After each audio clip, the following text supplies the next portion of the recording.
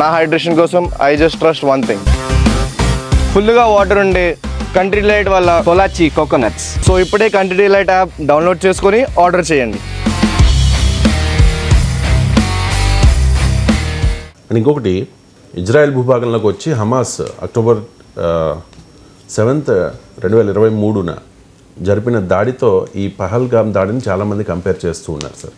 ఈ Hamas Israel మీద చేసిన దాడిని ఈ పహల్గామ్ దాడిని పోల్చవచ్చా? ఇప్పుడు యాక్ట్ ఆఫ్ టెర్రర్ ఒకే రకంగా కనబడచ్చు మనకు. ఉదాహరణకు యాక్ట్ ఆఫ్ టెర్రర్ ఒకే రకంగా కనబడడం వేరు. ఇప్పుడు రోడ్డు మీద యాక్సిడెంట్ అయినా ఒకే రకంగా ఉంటుంది, వెళ్ళి గుద్దిన ఒకే రకంగా ఉంటుంది కావాలని చెప్పడానికి. కానీ రెండు ఒకటే అని అనగలమా? ఖచ్చితంగా హమాస్ ఇజ్రాయెల్ పైన జరిపిన దాడి అది తీవ్రవాద దాడి, అనుమానమే లేదు. అది ఇట్స్ ఎన్ యాక్ట్ ఆఫ్ టెర్రరే. ఎందుకంటే యాక్ట్ ఆఫ్ టెర్రర్ని ఎలా అంటామంటే అసలు సంబంధం లేని సామాన్య ప్రజలపైన, మహిళలు, చిన్నపిల్లలపైన దాడులు జరిపారు. సో ఒక మ్యూజిక్ పార్టీలో ఆనందంగా వాళ్ళు గడుపుతున్న దాడి చేశారు.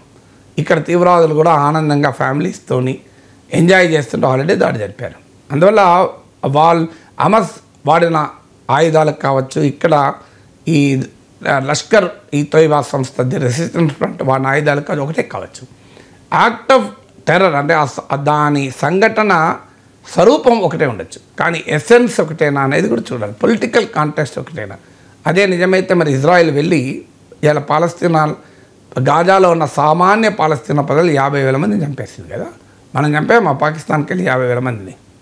ఇలాంటి దాడులు చాలా జరిగినాయి కదా మన మీద.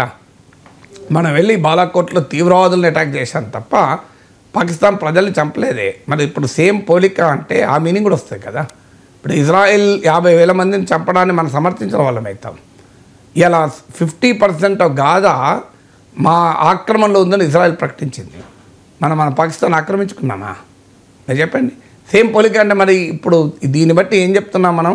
ఇజ్రాయెల్ 50,000 మందిని చంపింది, మీరు హమాస్ 1,100-1,200 మందిని చంపింది. అది దుర్మార్గమైంది, హేయమైంది, తీవ్రవాద దాడి. ఇందులో ఎలాంటి భిన్నాభిప్రాయం లేదు. మరి 50,000 మంది ప్రజల్ని, అందులో చిన్నారుల్ని చంపి లక్షల మందిని ఇంజ్యూర్ చేస్తే, వారి చిన్న చిన్న పిల్లల పైన గాయాలు, బాంబు దాడుల్లో గాయాలైతే వాటిని కడగటానికి సబ్బులు పెట్టి కడిగారు హాస్పిటల్లో. ఇంత భయంకరమైనటువంటి అటాక్ ఇజ్రాయెల్ జరిపింది. మన దాన్ని యాక్ట్ ఆఫ్ టెర్రర్ అన్నమా? దాన్ని ఏమనాలి? అసలు బ్రెడ్ తింటున్న వారిపైన, బ్రెడ్ కొరకు లైన్లో నిలబడ్డ వాళ్ళపైన బాంబులు వేశారే, రెఫ్యూజీ క్యాంప్స్ పైన బాంబులు వేశారే, నీళ్ళు, ఆహారము, మందులు వెళ్లకుండా ఆపారే. అది మరి యాక్ట్ ఆఫ్ టెర్రర్ కాదా? ఇవాళ ఏమంటున్నారు? అక్కడ ప్రజలందరినీ ఖాళీ చేయించి దాన్ని రిసార్ట్ చేస్తామంటున్నారు ట్రంప్, ఇజ్రాయెల్. ఇది యాక్ట్ ఆఫ్ టెర్రర్ కాదా? ఒక దేశ భూభాగం నుంచి ఆ దేశ ప్రజల్నే ఖాళీ చేస్తామని. అసలు పాలస్తీనా చరిత్ర ఏంటి? హమాస్ జరిపిన దాడిని మళ్ళీ చెప్తున్నా, అది యాక్ట్ ఆఫ్ టెర్రర్, అందులో అనుమానం లేదు. కానీ పొలిటికల్ కాంటెక్స్ట్ ఏంటి? అక్కడ పొలిటికల్ కాంటెక్స్ట్ దశాబ్దాలుగా తమకు ఒక మాతృదేశం ఉండాలి పాలస్తీనా ప్రజలకని వాళ్ళు పోరాడుతున్నారు. ఈ పోరాటాన్ని భారత ప్రభుత్వం ఇంక్లూడింగ్ నరేంద్ర మోడీ ప్రభుత్వం కూడా సమర్థిస్తుంది, బీజేపీ ప్రభుత్వం కూడా సమర్థిస్తుంది. Let me underline it. Narendra Modi ప్రభుత్వం కూడా పాలస్తీనా ప్రజల హక్కుల్ని సమర్థిస్తుంది. హమాస్ను సమర్థించకపోవచ్చు. మరి అలా ఇజ్రాయెల్ ఆ గాజా స్ట్రిప్లోనే కాదు, వెస్ట్ బ్యాంక్ పాలస్తీనా అథారిటీ ఉంది, అక్కడ హమాస్ వ్యతిరేక సంస్థది, హమాస్ అనుకూల సంస్థ కాదు. మరి అక్కడ ఎందుకు తమ మిలిటరీ మోహరించింది? ఎందుకు మరి అక్కడ ఏమి వాళ్ళు ఎవరు అటాక్ చేయలేదు కదా, టెర్రరిస్ట్ అటాక్. పాలస్తీనా దాటి ఇప్పుడు పాలస్తీనా ప్రజలు 2 చోట్ల ఉన్నారు, వెస్ట్ బ్యాంక్లో ఉన్నారు, గాజాలో ఉన్నారు. గాజాలో హమాస్ పాలిస్తోంది, వెస్ట్ బ్యాంక్ను పాలస్తీనా దాటి మహమ్మద్ అబ్బాస్ పాలిస్తున్నాడు. వీళ్ళిద్దరికి పడదు. హమాస్ తరిమి కొడితే పాలస్తీనా అథారిటీ వెళ్ళి వెస్ట్ బ్యాంక్ పరిమితమైంది. మరి హమాస్ వ్యతిరేకంగా ఉన్న సంస్థ పాలనలో ఉన్న వెస్ట్ బ్యాంక్లో ఉన్న ఇజ్రాయెల్ న్యాయంగా ఉందా, ధర్మంగా ఉందా? మరి అక్కడెందుకు చేస్తుంది దాడులు? సో అందువల్ల ఈ రెండు ఒకటి.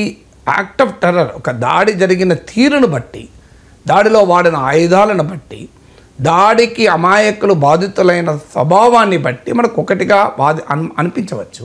కానీ దాని వెనకాలన్న పొలిటికల్ కాంటెక్స్ట్ అర్థం చేసుకోకపోతే చాలా ప్రమాదకరం.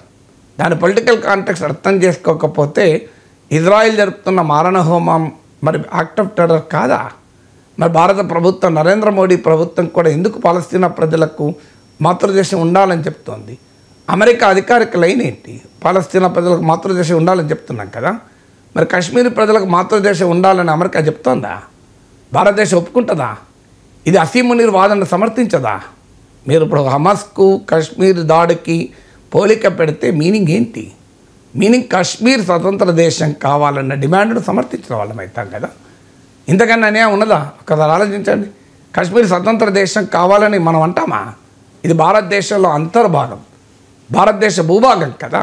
పాకిస్తాన్ వాదనను మనం సమర్థించిన వాళ్ళమైతే హమాస్ ఇజ్రాయెల్పై జరిపిన దాడిని పహల్గాం దాడి ఒకటే అనేవారు ఒక రకంగా పాకిస్తాన్ వాదనను సమర్థించడం, కాశ్మీర్ స్వతంత్ర దేశం చేయాలి అని. దీన్ని అంగీకరించుదామా?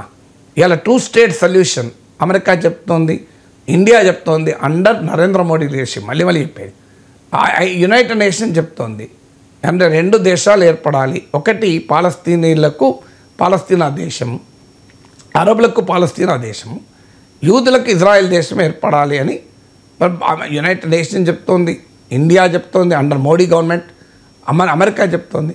మరి కాశ్మీర్ స్వతంత్ర దేశం ఏర్పడాలని ఎవడని చెప్తున్నాడా? ఒక్క పాకిస్తాన్ తప్ప ఎవడని చెప్తున్నాడా? అలా ఎవడన్నా చెప్తే ఇండియా అంగీకరిస్తుందా? తీవ్రంగా స్పందిస్తామే. అంటే మీరు ఇప్పుడు హమాస్ అటాక్ను ఈ ఫైల్గా అటాక్ ఒకటే అంటే పాలస్తీనా స్వతంత్ర దేశాన్ని ప్రపంచం ఎలా సమర్థిస్తుందో ఇంక్లూడింగ్ ఇండియన్ గవర్నమెంట్ కాశ్మీర్ స్వతంత్ర దేశం కావాలన్న తీర్పును కూడా సమర్థించడం అవుతుంది కదా. ఇది ప్రమాదకరం కాదా? అందువల్ల తొందరపడి కంక్లూజన్లకు ఎప్పుడూ రాకూడదు. ఒకదానికి పోలికలు చేసి మనము దాని పొలిటికల్ కాంటెక్స్ట్ చూడకుండా, హిస్టారికల్ కాంటెక్స్ట్ చూడకుండా స్వీపింగ్ కంక్లూజన్ మనలో ఉండే విద్వేషం ఆధారంగానో, మనలో ఉండే ఉన్మాదం ఆధారంగానో, లేదా ఇర్రేషనాలిటీ హేతుబద్ధత లేకపోవడం ఆధారంగానో మన కంక్లూజన్లకు వస్తే మన కాశ్మీర్ను మనం డిజైన్ చేసే వాళ్ళకి చాలా ప్రమాదకరం కదా.